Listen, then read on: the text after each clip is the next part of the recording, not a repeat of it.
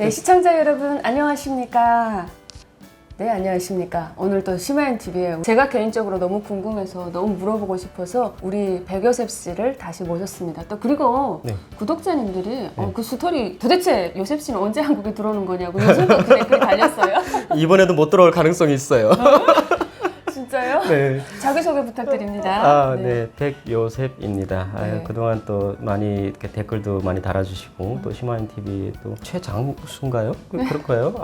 많이 또 이게 뽑아주셔서 또 감사합니다. 네. 좋으면 또 다른 이게 방송에 나가면은 이게 편집이 많이 되잖아요. 근데 거의 편집 없이 사실 그대로를 방송해 주셔가지고 편집할 게 없었습니다. 너무 본인이 고생을 했었고 사실은 네. 어떤 한 개개인의 어떤 인생사 어떻게 들어왔다는 게 우리의 스토리일 수도 있고 탈북민들이 이렇게 자유를 찾아서 힘들게 고통스럽게 온다는 것을 사실 좀 알려주고 싶은 그런 의미도 있었어요. 그래서 웬만하면 말을 또 너무 잘했기 때문에 안 잘랐습니다. 진짜. 네. 근데 우리 요셉 씨는 정말 너무너무 오래 걸렸습니다. 자, 그 중국에서 강동으로 쭉 내려갔다가 다시 어느 대사관으로 들어갔다는 거죠? 한국 대사관을 찾아 들어가려고 했죠. 그래서 그때가 아마 2005년 7월, 네. 7월 28일, 29일 이렇게 됐었어요. 그래서 장마가 상당히 심하게 비가 많이 왔었고, 뭐 아시겠지만 중국 남방 같은 경우에는 이게 거의 아열대 지역이잖아요. 처음에는 정처 없이 베트남이라기보다는 그러니까 생각이 너무 복잡했어요. 원래는 좀 먼 걸로 갈까 생각도 하고 방법이 없어서 그러니까 좀 브로커나 이런 것들을 알았으면 좀 쉽게 왔을 건데.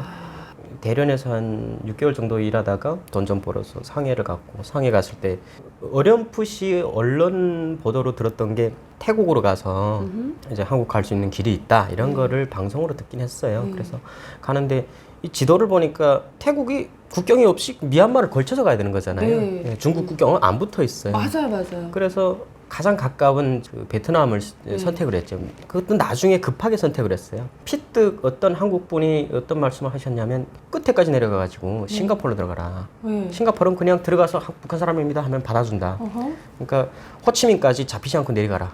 이래서 그냥 싱가포르로 원래는 찍었어요. 국경도 좀 힘들게 넘었어요. 진짜 공산군 정신으로. 없이 누구의 어떤 안내나 지도 없이 지금 본인 혼자 간 거예요? 네.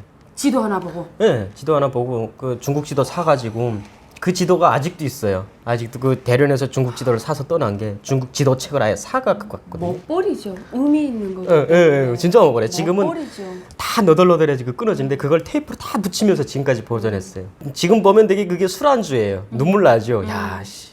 새끼 참 여기까지 잘 살아왔네 이런 거예요. 베트남 국경을 넘는데 그게 중국에서 베트남으로 내려가는 물길이 있어요. 큰 강이. 네. 그러니까 홍하라는 강이거든요. 붉은 강이에요. 진짜 가보니까 물이 그냥 새빨갛더라고요. 그때는 여름이라서 엄청나게 강이 불어 있었는데 헤엄칠 엄두가 안 나는 거예요. 사품 치니까. 그래서 하루 동안 거기에서 투숙을 하면서 어떻게 건널지 강을 고민을 했어요. 근데 보니까 강이 중국 국경에서 쭉 가로질러서 내려가더라고요. 그래서 그냥 강에 몸을 맡기자. 그러면 떠내려가겠지. 그래가지고 주변에서 관광 상품 쭉 보니까 애기들 튜브 있잖아요. 물놀이 하는 튜브. 예. 그게 있어요. 그걸 샀어요.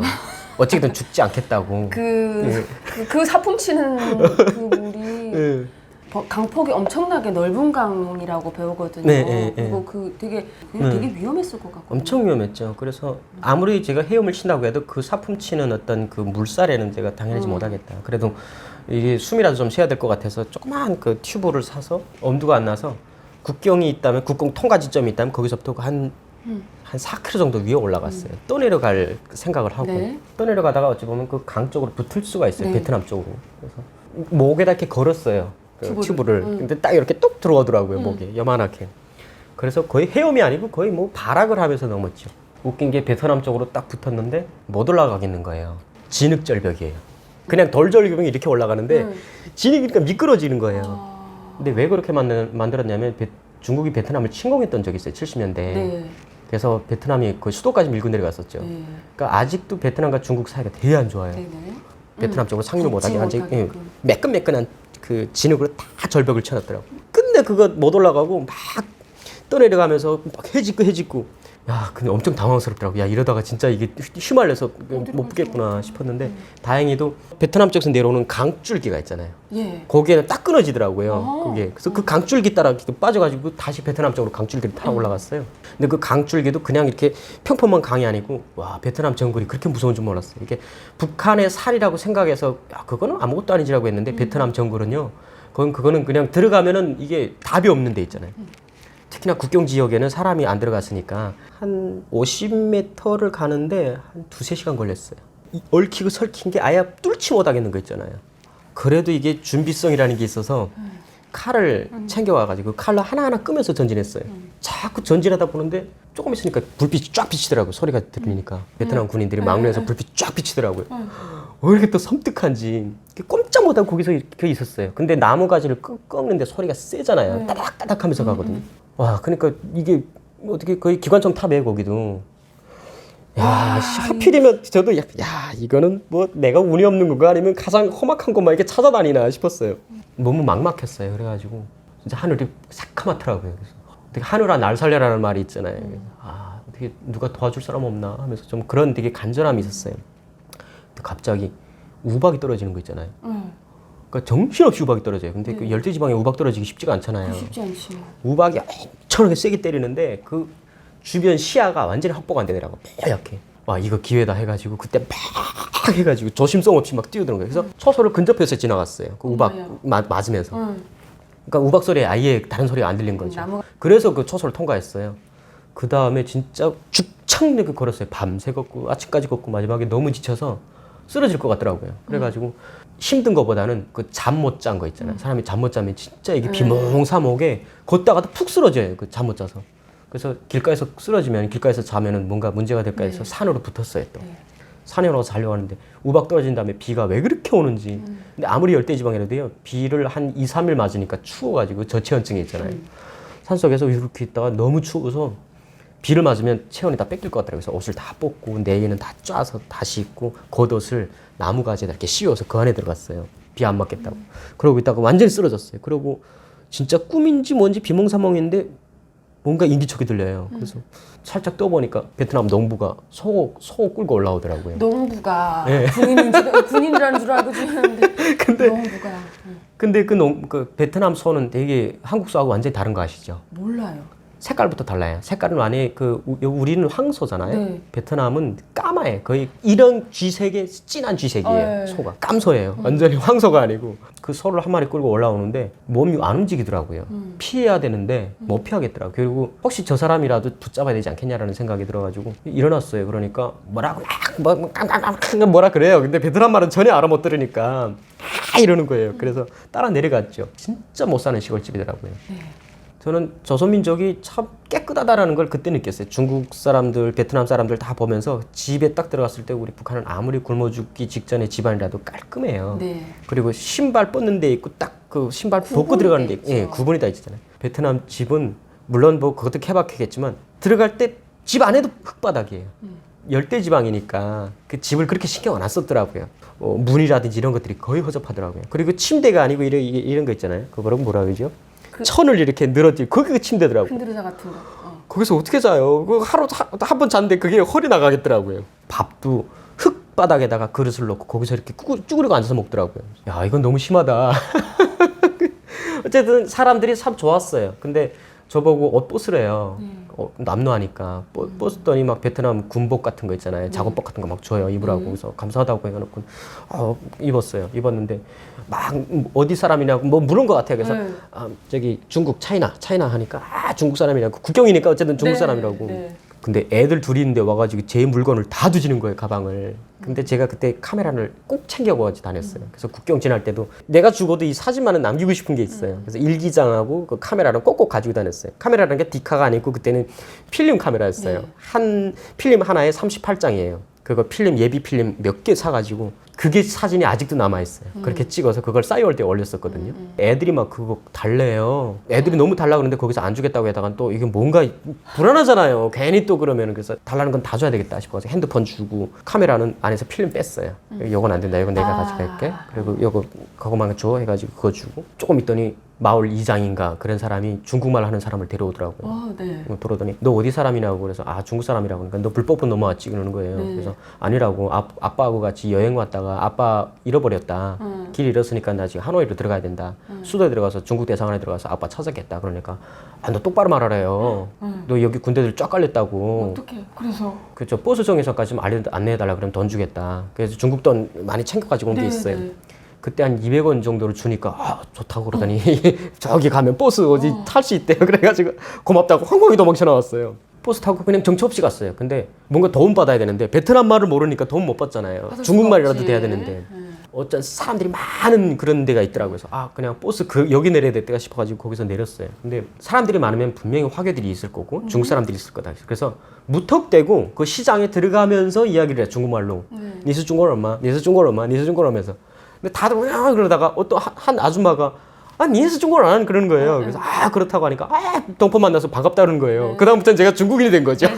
왜 중국 사람 만나는 게 그렇게 반가운지 베트남 내려가서 언어가 되기 때문에 그런 거예요. 왜 중국말이 그렇게 서투냐 그래서 아 나는 소수민족이다고 그러니까 아 그러냐고 그래서 제가 지금 아빠를 잃어버렸는데 지금 하노이까지 들어가야 된다 어떻게 좀 도와달라 그러니까 아 그러냐고 내가 가게 금방 마치고 갈 테니까 좀 기다리라 그래서 그 가게에서 기다렸어요.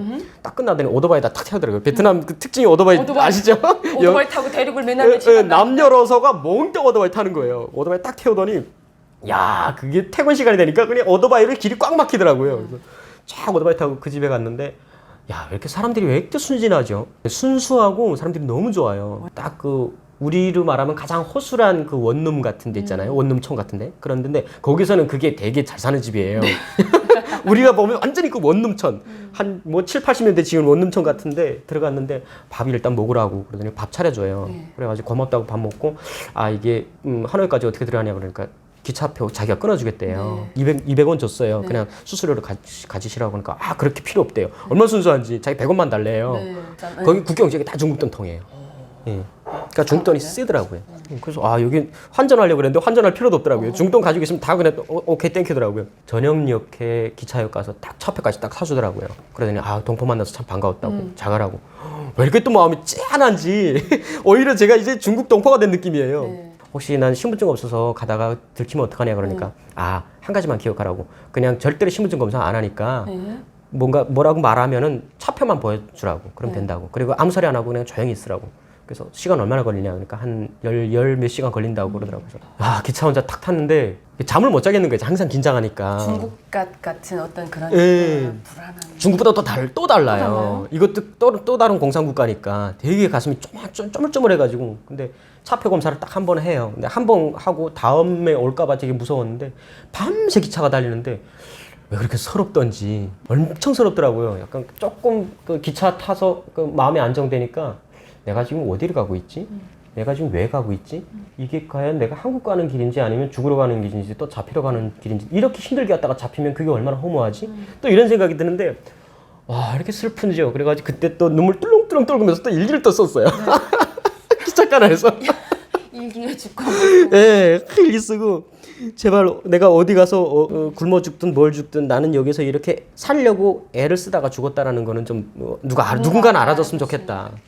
그리고 나라는 존재가 이렇게 살아 있었다라는 것만은 누가 좀 인정했으면 좋겠다. 조용히 거의 증발하는 게 싫었어요. 사람으로 태어나서 아침 새벽녘이 되니까 베트남 그 역에 딱 내렸어요. 하노이 역에 내려서 어디 갈 데가 없잖아요. 일단 한국 대사관 찾아야 된다. 지나가는 오토바이들 막 사이에 뛰어들어가서 코리아 응? 코리아 오케이 하더니 뭐 타래요. 그래가지고 타서 막 돈 주니까 막 가 아무데로 가 생뚱맞은데 그래서 오토바이로 반나절을 돌았어요. 그러다가 야 이거 가면 갈수록 이거 어딘지 몰라요. 제가 그 베트남 지도는 또 없이 왔어요. 그래서 어떡하지 하다가 일단은 걷자. 그래서 거리를 그다음부터 헤맸어요. 간판에 조선말이라도 찾으려고. 근데 LG 간판이 꽤 많더라고요. 근데 LG가 한국 건 줄 알았어요? 예, 그건 알았죠. 그래서 LG 간판하고 막 삼성 간판이 있어요. 그래서 근데 들어가 보면 직원들이 다 베트남 사람들이고 길거리에서 뭘 사 먹어야 되겠다 싶어가지고 빵 같은 거 사 먹었는데 왜 이렇게 입에 안 맞는지 아무리 배고파도 못 먹고 버리고 찾았는데 PC방 하나 딱 찾았어요. 아 일단 들어가서 뭔가 어디다는 연락을 좀 해보자.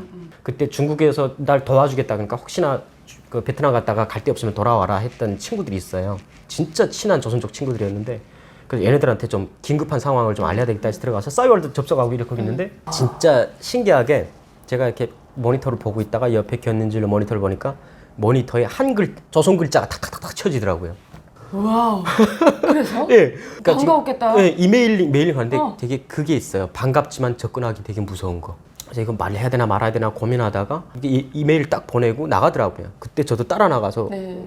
저기요 하니까 한국 분이세요? 그래가지고 저 그냥 전 조선에 왔는데 조선에서 왔네요. 그러니까 조선 하더니 저 북한? 네, 그러니까 근데 뭐 어떻게 뭘 도와드릴까요? 그래서 저 한국 대사관 가고 싶은데 대사관 어딘지 좀 알려달라. 그러니까 대사관이 나도 잘 모르겠는데 그게 대우호텔 7층인가 5층인가 있어요. 한번 거기로 가보세요. 대우호텔. 그래서 그래요? 그럼 대우호텔이라고 얘기하면 돼요. 대우라고 하면 택시들 다 알아본대요. 그래가지고 택시라는 게 다 오토바이예요. 네. 그래서 오토바이를 잡아가지고 대우 코리아 대우 하니까 오케이 하더니 그 타고 진짜 대우를 갔어요. 이번엔 제대로 갔네요. 네. 그래서 주변을 쭉 돌아보니까 삼엄하더라고요. 군인들만 봐도 우리는 가슴이 쫄깃쫄깃하잖아요. 대우 호텔 맞은편에 그 조그만 여기는 편의점 같은데, 그러니까 오픈 편의점이에요. 거기서 뭔가 앉아 있다가 대사관 진입하는 게 누구의 도움이 필요하겠다 싶어가지고 그때 판단을 했어요. 주변에 뭔가 한국 가게들이 있을 거야, 대사관에 있으면. 그래서 주변을 탈탈 털었는데 아닌 게 아니라 한국 가게가 2개가 있더라고요, 식당이. 처음 들어갔는데 안녕하세요 뭐 베트남 직원들이 서툰 한국말로 안녕하세요 어서 오세요 이러는 거예요. 그래서 사장님 하니까 사장님 없어요 이런 거예요. 그래서 어쩌다가 그 마담을 찾았는데 손님 줄 알고 일단 방에 앉아서 있는데 뭘 시킬 거니? 그래서 시키는 게 아니고 저 조선에서 왔는데 대사관 들어가는데 좀 도와달라고 하니까 빨리 나가세요 이러는 거예요. 지금 장사하는데 지금 이거 뭐예요? 나가요. 그래서 한번 쫓겨났어요. 그리고 다른데 거기는 어떤 사업체더라고요. 거기 들어가가지고 저 조선에서 왔는데 좀 대사관 들어가려고 하는데 도와주세요 그러니까 그때 그 사람이 같은 말을 했어요. 야 한국 사람들도 살기 힘든데 다시 한번 생각해보라고 한국 가는 거 그러는 거예요. 그래서 그 말을 제가 그 다음에 베트남 들어가서 그 한국 직원한테 또 같은 소리 들었어요. 다시 한번 생각해 보시라고. 본인들 어떤 입장에서 생각을 했던 거죠. 우리들도 얼마나 살기 힘든데 니들이 와서 견디겠냐 이런 뉘앙스였어요. 거기도 도움 못 받고 나와서 그냥 자기가 충고해줄 건 다시 돌아가라는 이야기밖에 없어요. 그래서 이건 도움 못 받겠네. 그럼 나와서 좀 이게 해는 점점 지고 있지. 이제 오늘 저녁에 어디서 보내야 될지 모르겠지. 너무 당황스럽더라고요. 진짜 그때에도 진짜 너무 당황스러워가지고. 근데 일기장이 되게 평온했어요. 마음을 좀 평안을 좀 많이 줬어요. 아파트 짬색이 들어가가지고 비 떨어질까봐 그러면서 거기서 또 일기장을 펼쳐가지고 또 썼어요. 길거리에서 또. 나 지금 어디로 가지? 그러고 덥고 누가 도와줄 사람 없을까 하고 빈둥빈둥 있는데 여자 2명이 지나가는데 한 명은 분명히 아시안이더라고요. 베트남 사람들 생긴 게 좀 다르잖아요. 네네. 하나는 베트남 현지인 같고 하나는 동양인인데 지나가면서 살짝 한국말이 들리더라고요. 너무 반가워가지고 진짜 지푸라기라는 게 있잖아요. 가서 잡았어요. 저기요 하니까 누구세요?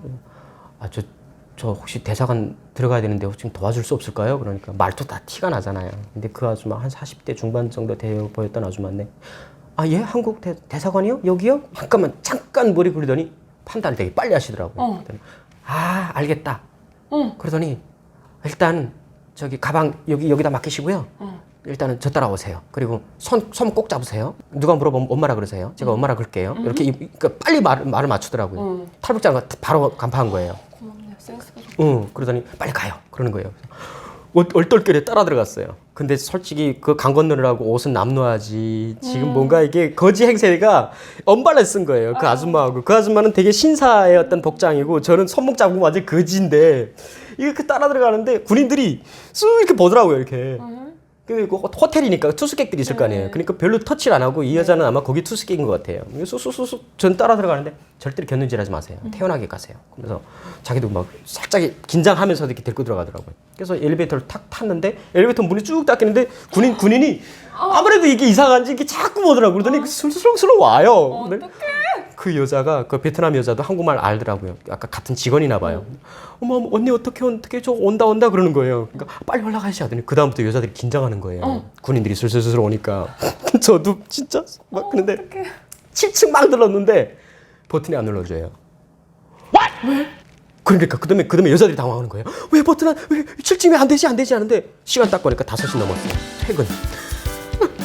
대사관은 퇴근하니까 안 눌러지는 거예요. 나 이제 그 느낌 나서. 그래서 어떻게 했어요? 와 당황스러워하더니 어떡하 여자들이 막 당황스러워하더니 어디 누를까요? 어디 누를까 하다가 참 2층에 한인의 사무실이 있어. 그랬더니 2층 빵 누르더라고요.